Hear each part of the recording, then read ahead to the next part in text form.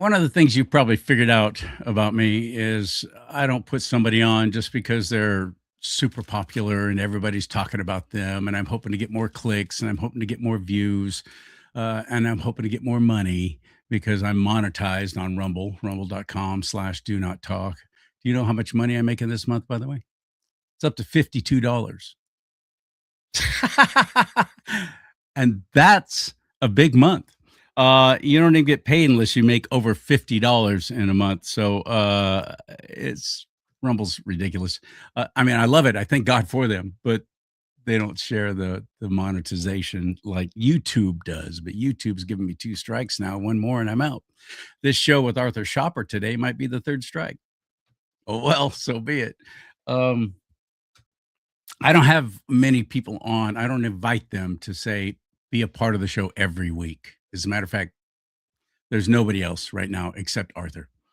I enjoy talking to him so much.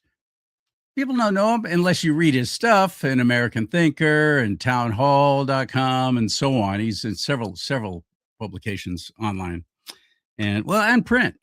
He's a writer, author, commentator, and just a kick. I think he's fantastic. My favorite work from his is um hold on, mass resistance, massresistance.org. That is my favorite work that he does because I love what they're doing. And check them out, massresistance.org. Please follow them, start supporting them if you can. And while we're at following and supporting, you can do the same for me at charliesimons.com, CharlieSimons.com. You can get yourself one of these mugs. You know you want one. You know you want one. Don't even act like you don't. Let's talk about politics and religion. Drink out of this at your workplace. Come on, strap on a set. You can do it. Put your back into it. Get yourself a mug, a hat, shirt. I got all kinds of things at charliesimons.com. Click on that merch store. All right. So many things happening right now, but we're going to concentrate on California. Arthur and I are both Californians, and we have a primary coming up June 2nd, and elections are won and lost in the primaries in the state because of the stupid, dumbass jungle primary. Thanks, Arnold Schwarzenegger. What a great addition that was. It's horrible. If we do luck out, if we're blessed, I should say, if God, Lord willing, we actually show up and vote on June 2nd, and we get a Republican candidate going to the governor's race in November. And that candidate, Lord willing, actually wins. I pray that one of the things they do is get rid of this jungle primary crap where the top 2 vote getters go on to the main election. You might think, well, that's fair. That's the voice of the people. No, not when there's rampant election fraud, not when there are millions of illegals voting. Millions. In our sanctuary state of California. Don't even pretend that there aren't. It's going on. And it has ruined our state, ruined it. That's what I'm going to be talking about with Arthur. And what's going on with Cesar Chavez? What the heck? The left worships Cesar Chavez. Why is he falling out of favor? What? We'll talk about that and more. Ready? Hit it.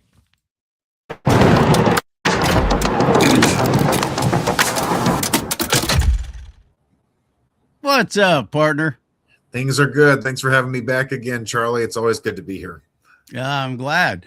Let's jump right into it. What's going on with Cesar Chavez? He's the hero of the working class and of the Chicanos, the Latinas, the Latinos, the whoever you want to talk about this. The Madres, the Padres, the Mamacitas, the Papacitos. There you go. There you go. You know, and some the even Mijas, yeah, suddenly some people even thought he would be like, you know, this guy would be putting on a MAGA hat today because of his stance on illegal immigration. Although I just recently read on this, Chavez was vocally opposed to the illegal migrants. They were strike breakers when the United Farm Workers were trying to get better wages and work conditions on the farms.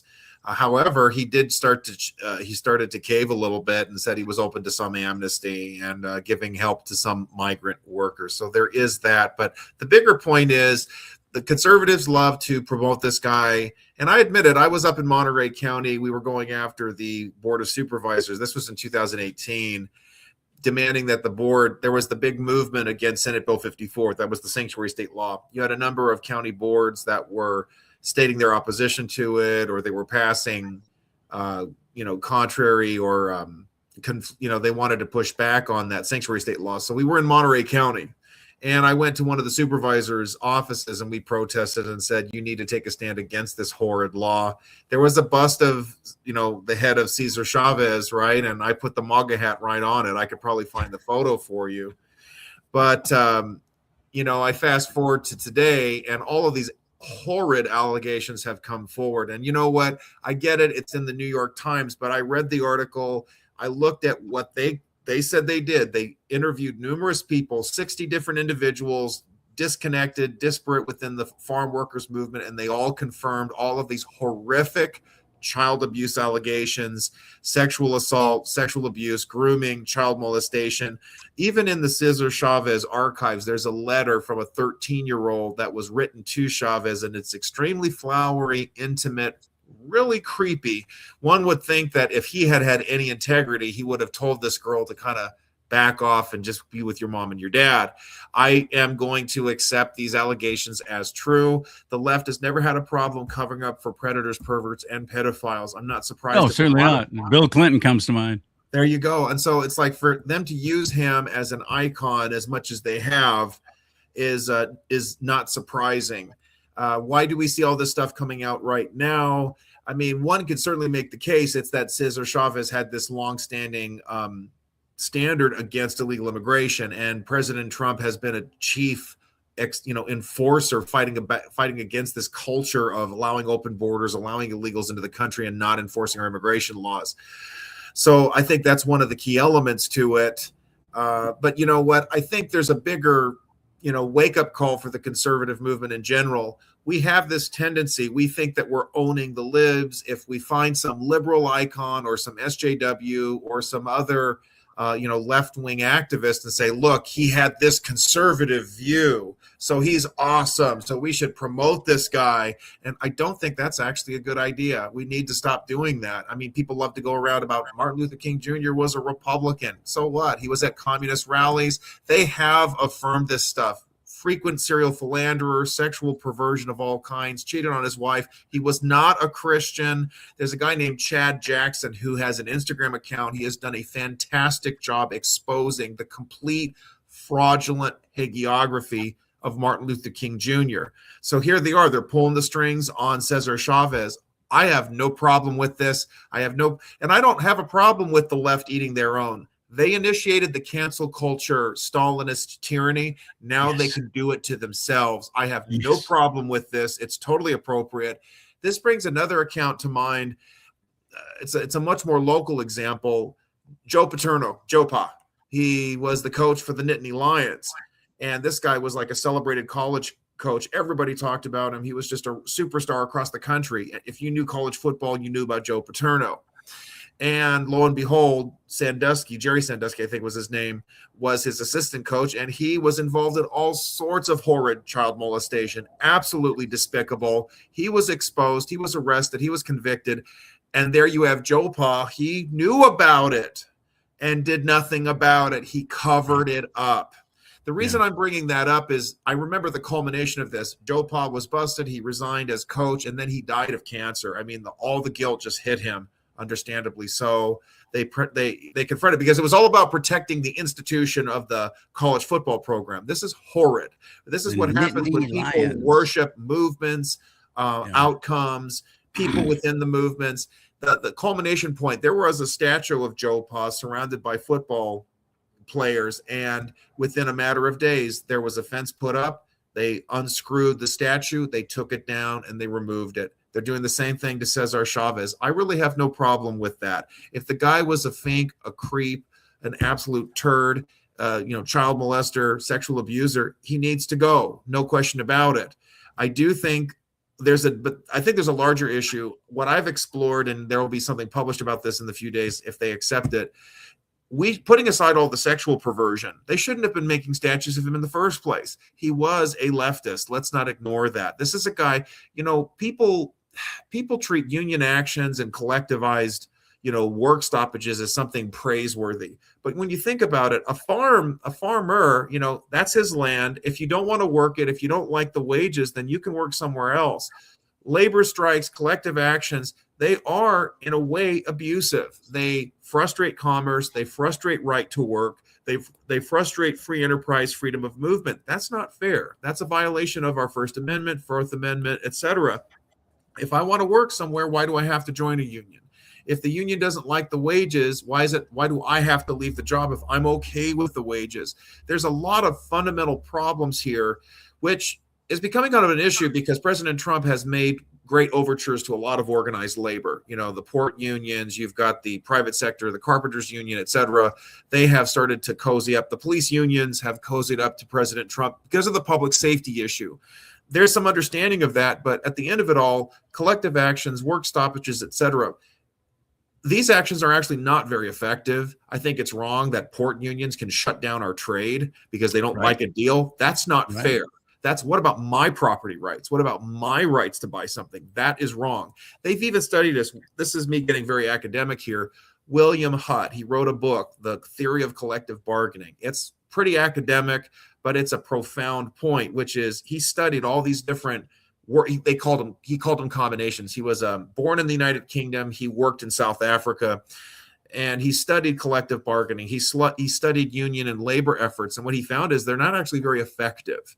There is work. Anybody can find a job at a decent wage if they're willing to look for it, work for it, shift for it, train for it. It's not right to prevent any segment of the population from seeking a job. And that's what you have with Cesar Chavez. This is not something we should be celebrating. Again, I'm putting aside all the sexual perversion.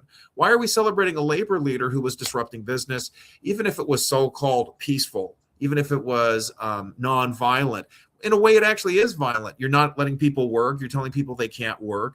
This is a guy who also worked with he was Democrat operative, et cetera. That's a real problem. And here's the other thing too. Okay, he was opposed to illegal immigration. Sure, but not because he cared about America.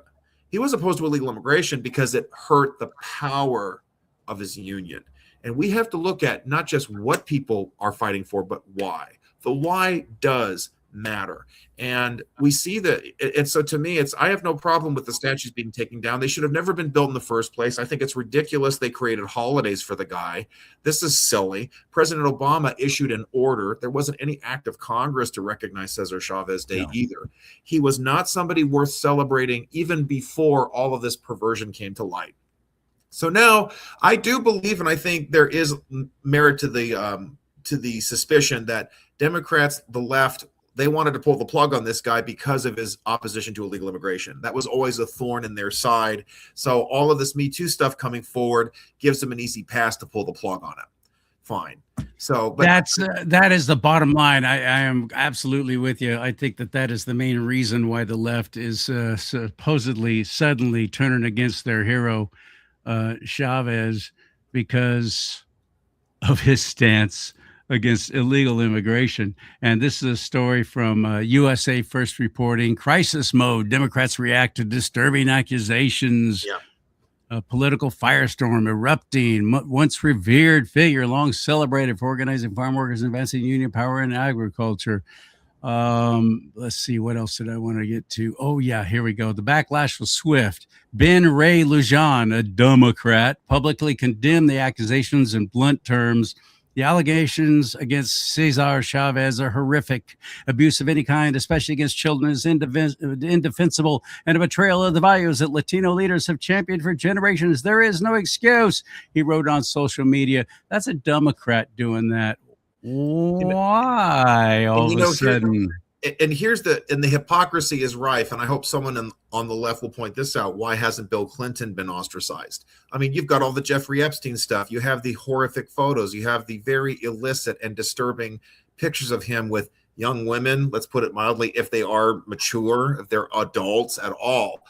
This is horrific in itself. The New York Post did an editorial on this on creepy Bill Clinton how many years ago. And yeah, sure, Bill Clinton, he sounded like a Republican, sounded like Trump in the mid 1990s. But if the conduct is this atrocious and abhorrent, then he needs to go.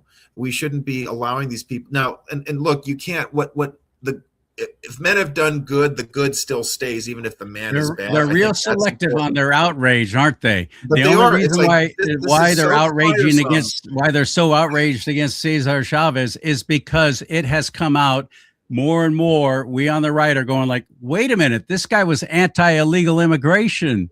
Yeah.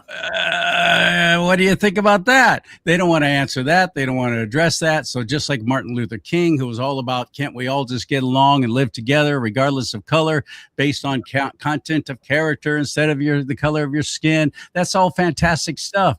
Well, BLM comes along, Black Lives Matter, and only Black lives. And anybody who dared to say all lives matter, you were ostracized, shut up, shut down, including me. I was so attacked just because I dared to say that on the air. It's so hypocritical and ridiculous, these people. Yes. They're selective outrage. So screw them. I want them out. I want the Democrat Party to just frickin' go away. Either restructure, calibrate, recalibrate, get smarter, and stop catering to a fringe minority on the left, or get out. You don't have any position here. You don't have any say in the running of our government. I want you gone. I want the Democrat Party to just frickin' go away, is what I want. But we're not going to have that here in California, Arthur, unless we show up for the primaries this coming June 2nd. Conservatives suck at that. They're not even registered to vote. A third of the population claims to be Christian, yet only about 40% are even registered to vote. And for those who show up for the primary elections and the midterms, it's in the teens. It's in the teens. If we don't see a tremendous reversal of that and actually get involved this coming June 2nd, we are ski-rood.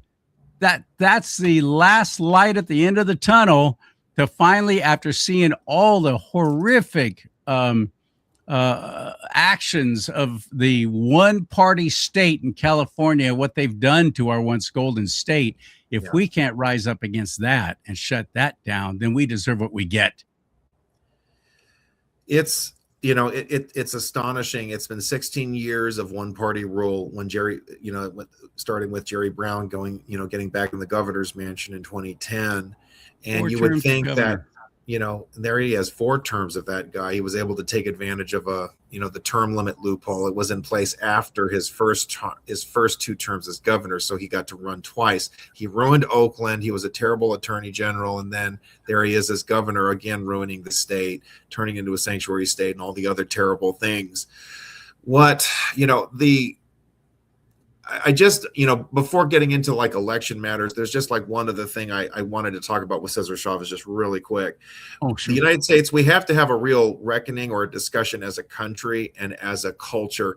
Who are the people that we should commemorate? Because I think there is that one other concern. Tearing down the statues of Cesar Chavez is more than appropriate. But we've also seen these creepy leftists. They want to tear down, Washington, Jefferson, all our founding fathers. Then there's the issues about the Confederate generals and those statues being torn down. I mean, the Marxists, they have this, aggressive agenda to wipe out our history entirely. So we don't want that. We have to have a core set of principles. Who do we celebrate? Why do we celebrate them? How do we celebrate them? And I just think that it's really important to address this. I think that we need to be commemorating men and women in our history who have served all Americans. They weren't just political activists with a limited agenda, but they helped everybody. I think people who were involved in the founding of our country, the character, our country exists because of Thomas Jefferson, Washington, etc. Therefore, we do commemorate them, because there is a fact. If we're going to play this cancel culture game, people have done lots of bad stuff in their past. And are we going to pull this? Do we pull all the statues down? Do we have no commemoration for anybody? I think that's a very bad thing, because we want to have leaders, we want to have founders, we want to have statesmen that we can look up to. Winston Churchill, I mean, the guy was, he would stay in bed till 10 o'clock in the morning, and he drank a lot and he smoked a lot, and he had said nasty things about certain ethnic groups. Are we going to pull down the entire UK history? Are we going to turn World War II into a bad thing? No, absolutely not. But it's like, well, they have actually in England. They have, to their shame, but we should not. We should, and thank God for Trump restoring Winston Churchill's bust in the White House. That's really key. And it's about what Churchill did.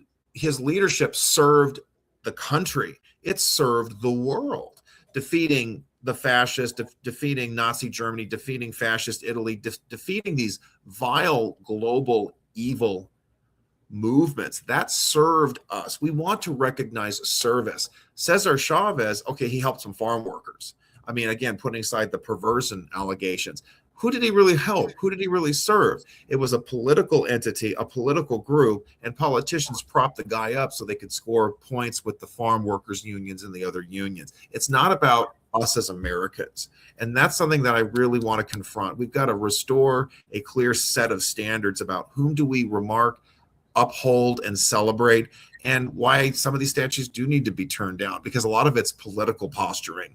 So there's that. I wanted to get that thought out. So thank you so much. Let me switch gears now to what you're talking about with elections.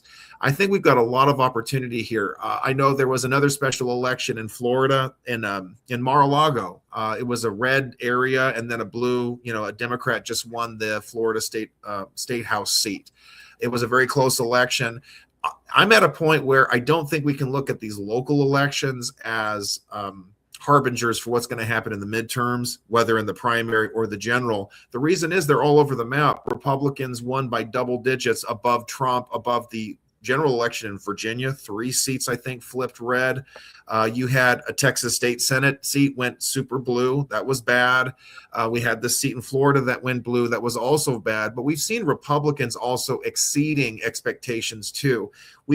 This gives me a lot of hope that we see local elections and state elections are starting to divorce themselves a little bit from the national trends. It's up to the people on the ground.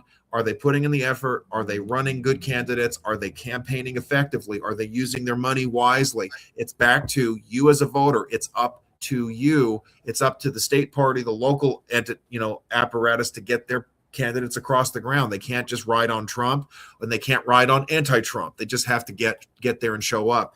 And that's true even here in California. I'm happy, I'm glad that Trump hasn't endorsed anybody for the governor's race. I think that would be a very bad move. I like the idea of 2 Republicans.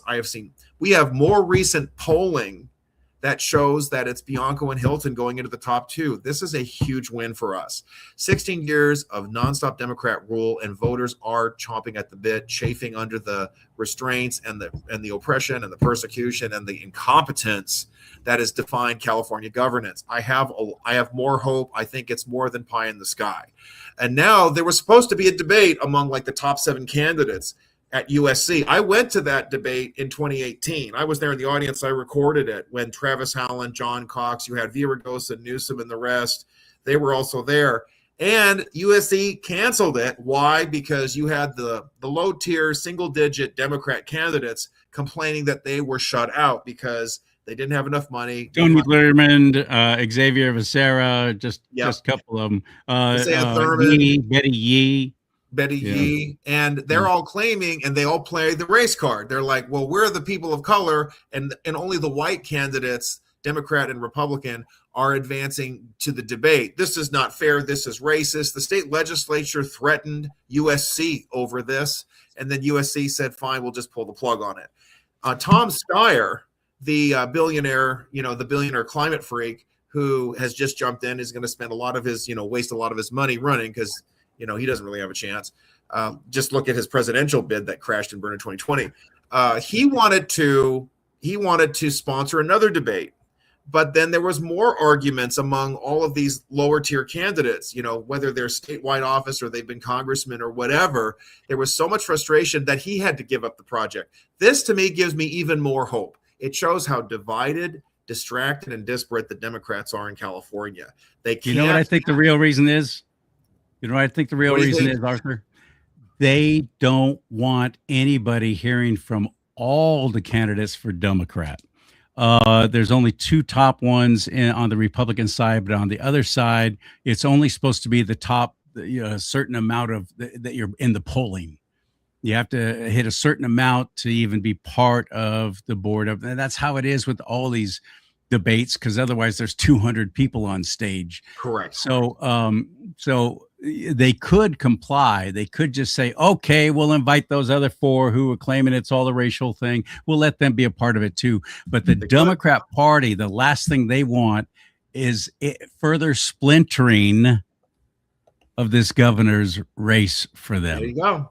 They don't want you hearing from these other people because it will just split the vote up even more, won't it? They're scared to death. They've made it worse, because what's going to happen is people go, well, this Javier Becerra guy, they're not letting him talk. He must be pretty good. What about Tony Thurmond? They have their niche ethnic groups. Tony Thurmond is the black candidate. He's the Asian candidate. Becerra is the Hispanic candidate. Villaraigosa, the wannabe moderate Democrat candidate. They've all cut up their special slices of the whole Democrat intersectionality pie, and they're going to just pull those interests apart even more. This is a very good thing for us. I agree. I mean, the only thing is kind of a downer, with Chad Bianco, as everybody knows, I support him. He hasn't been going to these other debates. I've understood the reason behind it. You may not agree with it, but up until March 7th, we didn't know what the field was going to look like. It wasn't a clearly established field. You had lots of people. Were some of these Democrat candidates going to stay in or not? Ian Calderon, he just dropped out. Now, he had been in some of the debates prior. Let's not forget that. Bianco has been to other debates. There was a Chamber of Commerce debate last year. He was there. He called out the entire panel of Democrats. Hilton was also there too, but he says all of these Democrats have ruined it. We need new leadership. He has been to other debates. I think what it amounts to, though, is it can't just be about clickbait or giving easy audience to these also rants who don't have a chance. I have to say, there's all these Republicans that, there was one big Republican gathering. I think it was in Orange County a few weeks ago. And I'm like, I'm not wasting my time on this. These candidates don't have a chance, and Hilton showed up. Okay, Hilton shows up, but let's be, get real, guys. Do you have any kind of polling? You've got those two Republicans and everybody else are Democrats in all of the polling. These other Republicans, look, I mean, David Serpa, he took a hint. He dropped out and now he's running for treasurer. Good for him. So I respect that. More of them should have done the same. We want two candidates. Let's do this. I think we can make it happen, depress the Democrat vote, have a bigger Republican turnout, and we can get this state back in order a little bit better. Election integrity is a big part of that. Now, people have been listening to your prayers, Charlie, because right before the Supreme Court, it was just yesterday, there was a big case. This is a fantastic opportunity. I think it's very smart what the Republican National Committee did. They want to stop the ballots being counted after Election Day. What a concept. Votes shouldn't count past Election Day. Samuel Alito, this is, I don't have the name of the case off the top of my head. I'll find it really quick. The post office is now not even just putting postmarks on a lot of these. Yeah. And they can be so there's no proof of what day or time that they came in. Yeah, just that post office is a part of this. I've been saying that all along, though. And that is a totally legit point, because what is it? James O'Keefe, Project Veritas, they exposed some serious problems. There were postal workers who came forward after election 2020. They talked about ballots. Actually, O'Keefe Media, he got kicked out of Veritas. It was still Veritas at the time. That's why. I got you. Okay. But I know he has his own media. Project Veritas had a lot of issues. The board collapsed, etc. There were a lot of problems there. But to his credit, he exposed this. He interviewed postal workers who talked about corruption, shenanigans, etc. Then you had all the ballot harvesting and stuff. COVID was this, perfect storm of corruption, failure, and lack of integrity. And I'm so grateful for this latest case. It's the RNC versus something. What I think was so smart, the Republican National Committee, they went to a Republican state. Can you imagine this? There are Republican states that will count ballots after Election Day. Mississippi. Les been doing that for decades. And you know what? Mississippi is a red state, but it was a blue state. Democrats loved stuff in the ballot. Mississippi was like a deep blue state for a long time. So ballots could count up to 5 days after Election Day. RNC sued. Now, Mississippi, just pro forma, they're defending their statute. But I think this is a very smart move politically, PR wise, because if RNC had sued Illinois or had sued California, that would have been a tougher case because they have more resources. All the Democrats would have jumped in, et cetera. But here, it's really, I listened to some of the oral arguments. Justice Alito got a lot of attention in the final remarks of the case. And he said, we're talking about a day, election day, Washington day, birth day, Christmas day. It implies a day, not a week, not a month, not a season. Doesn't that presume that the ballot should be counted by the day? And I think the court is going to strike down a lot of these late counting measures. And 14 or 19 states have this. That's going to help us. That's going to help us in California, where it's like 30 days of ballot counting. This is an embarrassment. So what do they got to do? Texas has the early voting, but what happens is there's a period, but it's like a month before to 3 weeks before. There's that 1 week window, and then you file, you mail, you vote early. But then that's it. Why? So that all the ballots get counted on election day. That's what Florida does. There you go. And what was unique too, Sonia Sotomayor, she tried to be smart. And she says to the RNC attorney, well, if we're not going to count late ballots, then perhaps we should have had we need a new president. Because look what happened in 2000. It was all those absentee ballots, right, that helped George W. Bush in Florida. And he just knocked that down, practically insulted her. In 2000? What do you mean, George? So what happens, like Florida, Bush won by like 535 votes, right? Oh, in 2000. Got it. Right. The military having to go to the Supreme Court. Right. Yeah. So she was trying to make the case, well, if we're not going to count absentee ballots, then maybe George W. Bush shouldn't have won, right? And the RNC attorney just shut her down and said, that is a red herring. Wow. Practically insulted her. With all due respect, slapped her across the face that she would even bring up such an argument. What happened in Florida was that their laws violated federal law. They did not permit a proper early voting period for military. So they had to extend the period for them. It was a consent decree to fix the problem that one time. That was a brilliant argument. These arguments are important because then people are going to start saying, well, if you don't have absentee, what about the military? What about the disabled? Whatever. The answer is they get the ballots early. And then they vote early so that they can vote from, overseas. That's the solution. We get rid of that, we're going to be in really good shape here. The RNC. And by the way, for anyone who's confused, vote by mail is different from absentee ballots. Vote by mail is different from absentee ballots. Absentee ballots, that's a constitutional thing. Vote by mail, not. I'm not afraid to admit this. Explain how you differentiate them, because I want to make sure I understand. Absentee ballot goes to the very people that you just described. They've asked in advance, I'm going to be serving overseas, or I'm in a care home. I can't leave. I need to be able to vote early. That's very different from the vote by mail thing that California is blanketing out to everybody now. And in some households, 5-6 ballots to one house, one person. Yep. It's very, very different. A lot of people think, well, you're going to be cutting out these absentee. No, they're still there. And it's always been in place. And these folks who take advantage of it know about it. It's there. This is all about a vote by mail thing. There are two celebrated examples I always talk about. I got 2 ballots in the mail in election 2016. No joke. I got 2. I called the registrar. I called the county party about it. They didn't do anything, but I said, I got 2 ballots. I did rip it up. I didn't go twice. I can assure everybody.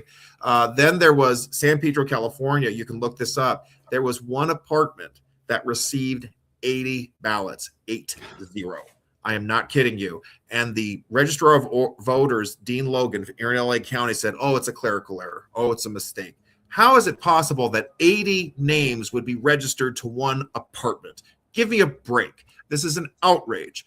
I mean, you had Judicial Watch. They sued LA County, and there was a consent decree to clean up the voter rolls. I think you've talked about this. Then they end up putting them right back as soon as Judicial Watch turns away, because you have to have the structure in place to keep cleaning them.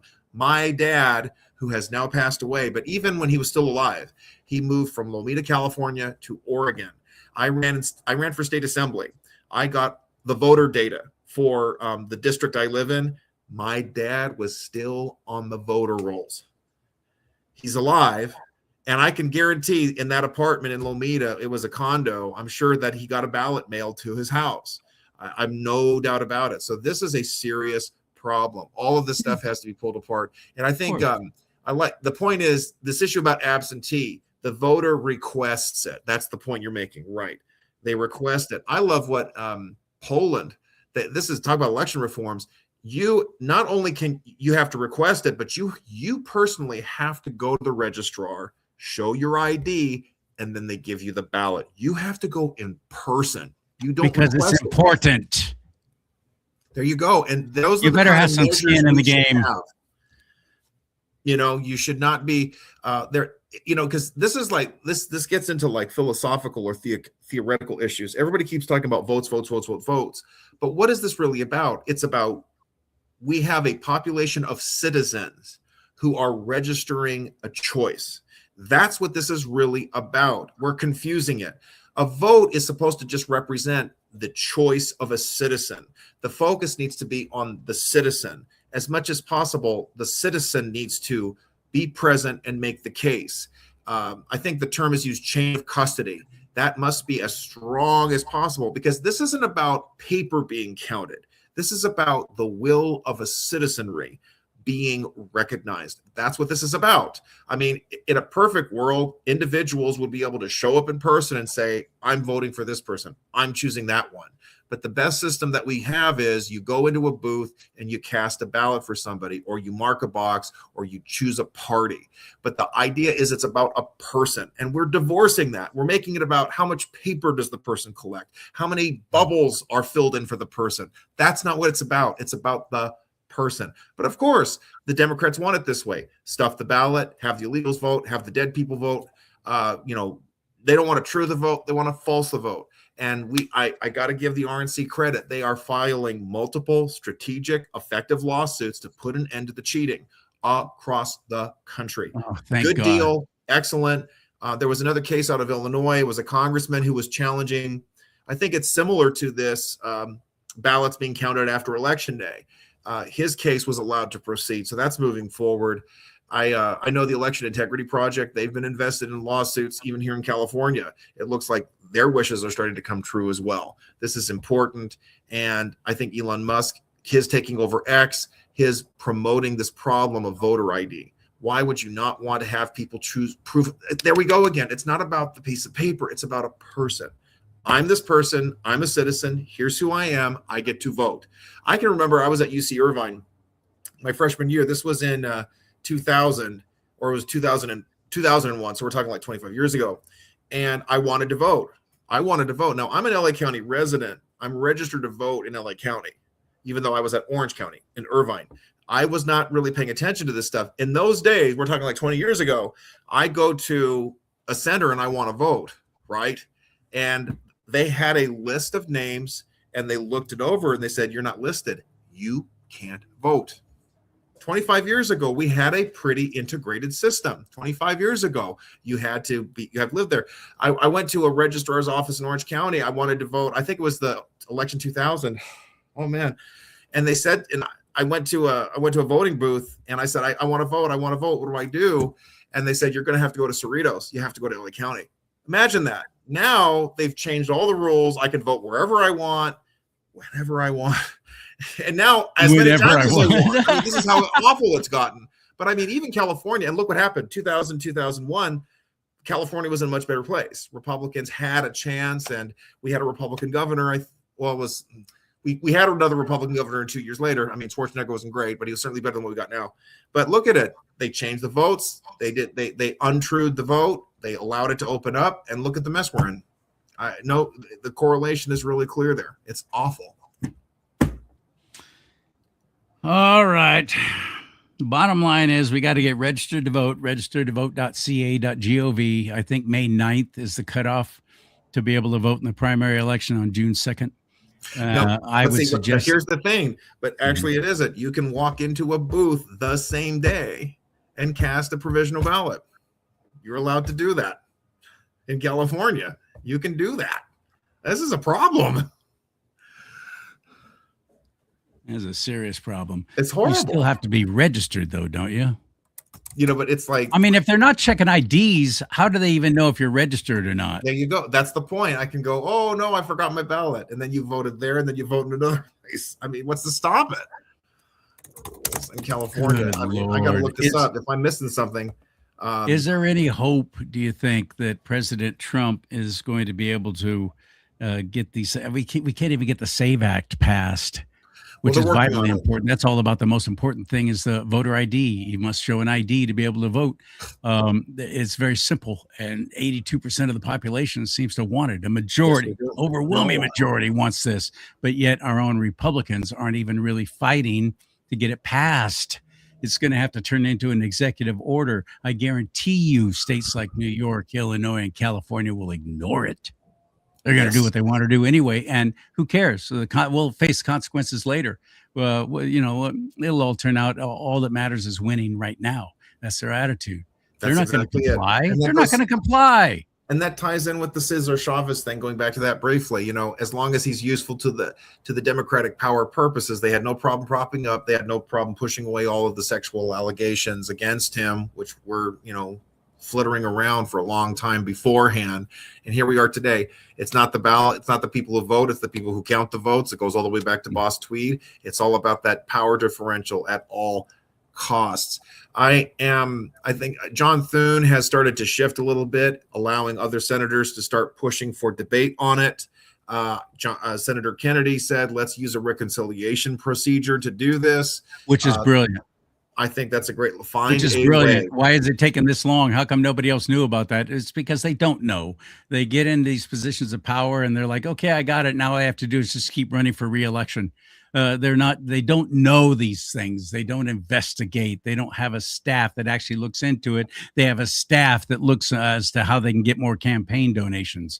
That's their staff. That issue of laziness, I think, it is really laziness. It's absolutely laziness. It's lazy. That's the problem. Yep. If they don't want to have to sit through a filibuster, because there will have to be Republicans present as long as the Democrats will stand up there and rattle on for hours and hours and hours. We have to be there because we have to, for one thing, if one of them even takes a break for too long of a time, boom, you're out, you're done. But if there's nobody there to call them on it, and these Republicans don't want to do it, they don't want to sit through it. So this is insane. They're all talking about, well, we'll wait until after Easter. It'll be too late by then. We need these things in place now for the primary election coming up and for the big election in November. We absolutely do this. I think they should do an all-nighter. They should enforce the filibuster rules. I've written about this in the past. Either enforce them or get rid of them. This is it. It's not okay for one senator to just say, I don't want this, and then everybody just plays along and says, well, we don't have 60 votes. No, if they don't show up, then you can invoke cloture and we're done. Have a nice day. If they don't want to sit there and debate, if they don't want to, stand there, they have to stand to do it. Rand Paul, filibustered. Marco Rubio, this was in 2010, I believe, when it had to do with, is it okay for the government to kill a citizen? This had to do with war powers issues. And Eric Holder was finally forced to answer the question. We need to see that kind of stuff. You need to show up and, talk the bill to death if you don't like it, or, force the clerk to read the entire bill word for word and just delay the process. That's your job. They're lazy. And hopefully we'll get some new ones who are going to turn the tables on this. I'm always optimistic. There was an attempt to set up a deal because right now a lot of the DHS funding is on shutdown. But it looks like President Trump, he's open to a broad package where most of DHS is funded, and then the other stuff will be attached to a reconciliation bill, which will include the SAVE Act. Yes, so there is a way. They're working on it. John Thune is having to play ball. He knows he's under the gun. So good. This is good stuff. I'm very thrilled. To me, it's nothing but optimistic. I really do believe. I think we're going to see a reverse. In 2022, we expected a red wave. We barely got by. I think we're going to get what we were supposed to get. I really do. The war is going to end in Iran. The gas prices will go down again. I think we're going to start seeing these integrity measures come through. It's going to work in our favor. I'm always optimistic. You got to be cautiously optimistic. You got to be realistic. I get it. We got to really make sure that, And we gotta make some ICE people vote. You got to look at what's on the ground. You got to fight with what you're dealing with. But the pieces are there. It can be done. and ICE is in the airports. Oh, that's so good. See, look, it's just brilliant what he did. ICE is That getting all was this negative brilliant. The attention. left. How are they going to argue against that? This is beautiful. So they released this video of some woman being arrested in an airport by two ICE agents. But that's from like 2 months ago. It was not even recent. It was all such a lie, such a ridiculous lie. Yeah, she was arrested and she deserved to be arrested and deported. But the bottom line is it didn't happen after the ICE agents went in to spell and help and assist the TSA agents. I think it's absolutely brilliant too. I love this. This has solved so many problems. First of all, it's it's like Trump is being the adult in the room by saying, okay, I have to solve the problem that the Democrats created. He's solving it.